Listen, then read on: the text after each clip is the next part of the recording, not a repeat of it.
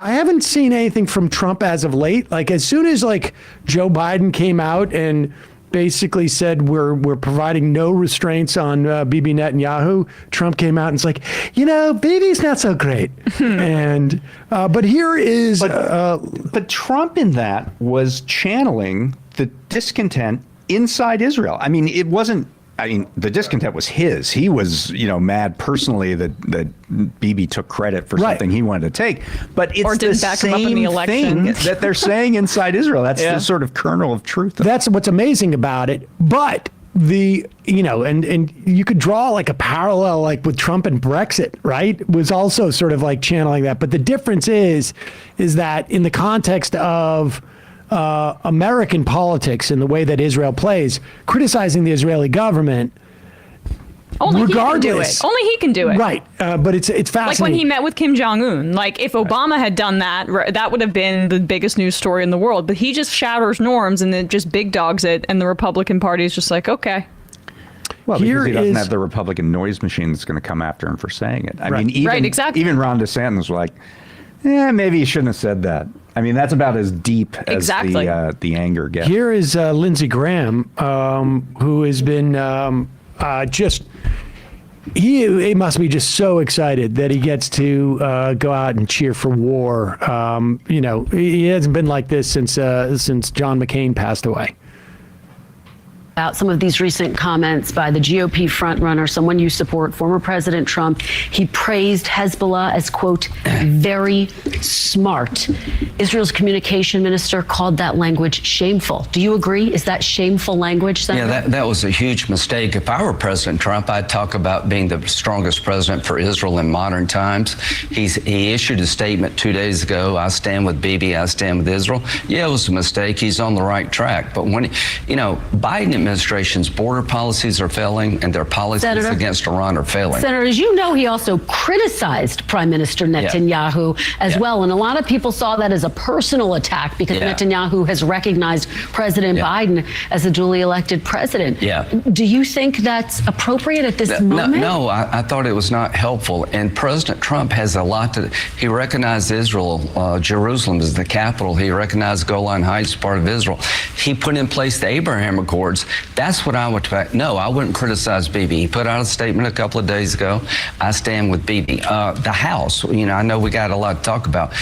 If I were in the House, I'd vote for Jim Jordan tomorrow. He's a good man. But we need to get a speaker. I want to ask you about the House, but are those comments disqualifying for the former president to be attacking America's closest ally in the Middle East when they have just undergone this attack, the largest attack against Jews since the Holocaust, Senator? I'm not here. I haven't beat on Biden a whole lot. Is his policies toward appeasing Iran, withdrawing from Afghanistan and looking weak in the eyes of Russia, are they disqualifying? We'll have an election. President Trump was a strong president. They were afraid of him. Iran was afraid of him, and Russia was afraid of him. We've lost deterrence. We need to regain it. I'm not here talking about the 24 election. I'm talking about destroying Hamas and a way that will make Israel safer and the Palestinian people freer. And as you know, odd haircut. What's going on with his hair? I mean, look, he's got some weird, I don't know. But I mean, what's interesting is how much like this scrambles stuff when Trump does this type of thing. And he couldn't have it's amazing. The answer he was providing was to the question, what do you want to talk about? Yeah, right. And he just went off. I mean, it's fascinating. You see how he pivoted to Jim Jordan, too, really quickly, because he got a little bit too close to potentially criticizing Trump. So then he's got to endorse his speaker pick. Here's Tom Cotton really getting excited. And one thing I will say this is that Lindsey Graham 3 days ago was on TV saying we should level the place. And now he's saying we're going to free the Palestinian people. This is he was saying the war on Islam and things like that as well, just recycling his incredibly bloodthirsty rhetoric that put him on the national stage. But it's interesting to see Graham sort of go to we need to destroy the village to save it, essentially, which is actually Before he was just like, we just need to destroy the village. And now he's at least saying we need to destroy it to save it. Tom Cotton, I haven't heard anything of Tom Cotton. If you had told me that Tom Cotton had left, the Senate to go, be installed as, the president of Arkansas University to impose, an anti-woke agenda for him, I would believe you. But this is, as soon as we're dropping bombs on somebody, he's back. Yeah. We got the band back together. Food and water cut off, a humanitarian crisis and destruction there. Shannon, as far as I'm concerned, Israel can bounce the rubble in Gaza. Anything that happens in Gaza is the responsibility of Hamas. Hamas killed women and children in Israel last weekend. If women and children die in Gaza, it will be because Hamas is using them as human shields, because they're not currently allowing them to evacuate, as Israel has asked them to do so. Gaza is the responsibility of Hamas. And if Hamas uses schools and kindergartens and mosques for military purposes, Israel has every right under the laws of war to strike back. And it is Hamas that's committing war crimes by using those civilians to create the imagery to try to put pressure on the Biden administration to cave, to not do what President Biden says he's going to do in Ukraine, which is to back them for as long as it takes. If we can back Ukraine for as long as it takes, surely we can back Israel for as long as it takes. So I want to talk about. Yeah, let me just move on to something else now. The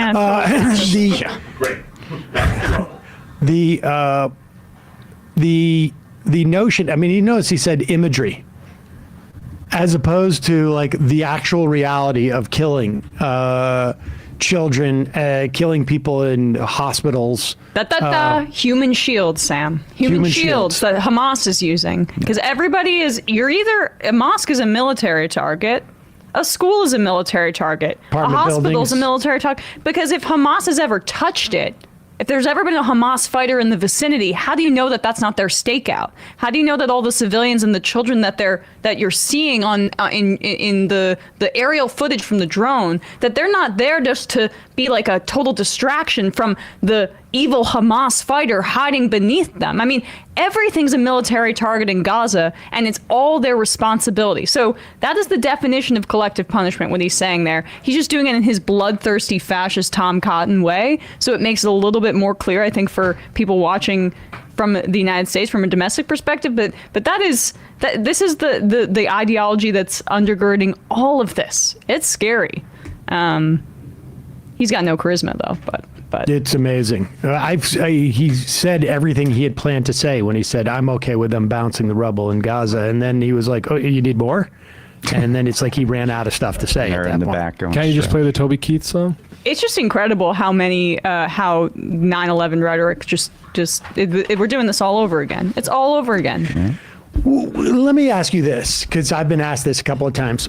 How is this different from 9/11? From that perspective, the people are comparing it in terms of the domestic politics. It's creepy and gross, but it feels different to me. Well, it's not our country. So, right.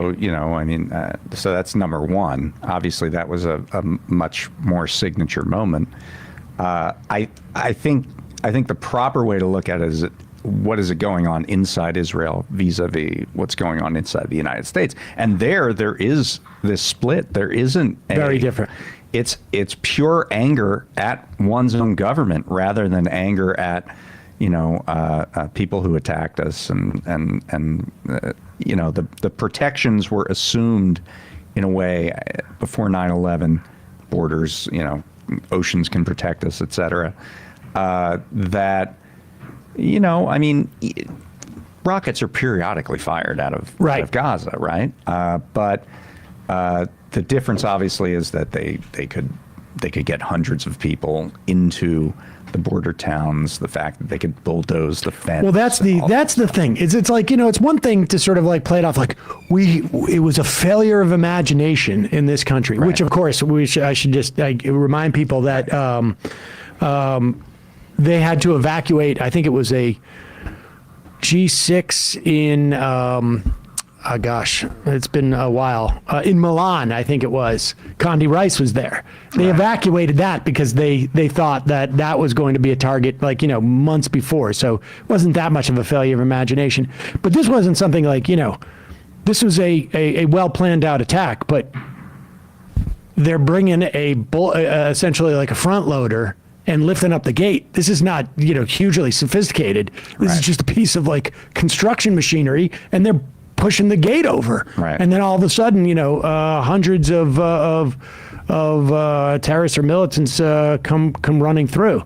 And so it's a little bit more one-to-one on that. And the expectations of the government, I think, are a little bit different too. Definitely, but it just I think, look, I was younger at that time, so it's hard for me to say. But what he was not. Okay, and come on, yeah, I mean, neither of you guys, you could probably speak to it more from like a historical perspective than I can. Joking. I'm still rather virile. But the notions of essentially loyalty tests, I think, are a little bit more. Living through it now and hearing about that from that time period, you can see just some of the parallels, and then the complete, just unbridled Islamophobia that we're seeing throughout the media.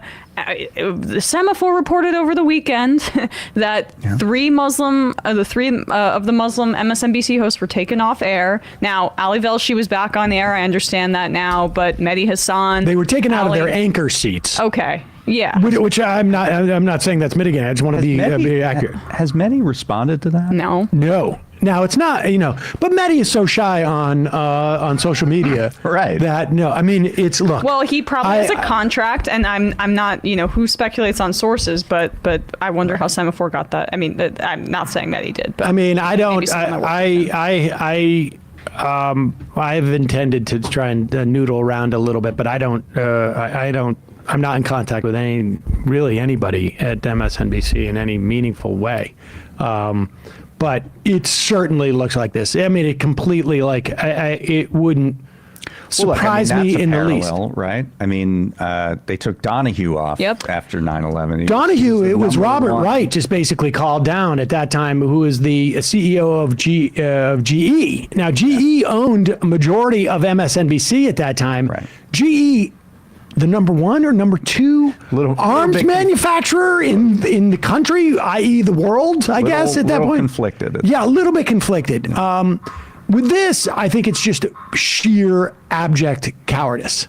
I mean, I think that's what it is. I think it's just like MSNBC, I don't think they have their political ideology is to not have any type of backlash. That is that is, now, they make a calculation. What's the backlash if we take some of our Muslim anchors out of the anchor desk and make it seem like it's just a scheduling thing, versus we have them actually presenting Palestinian stories as if they're actual people, right. And if their kids, are. I mean, but what I would say is that time there was a real kind of repression of voice. There's dissent now. Yeah, that's what's different. I mean, Ali Fleischer, the press secretary under Bush, came out and said,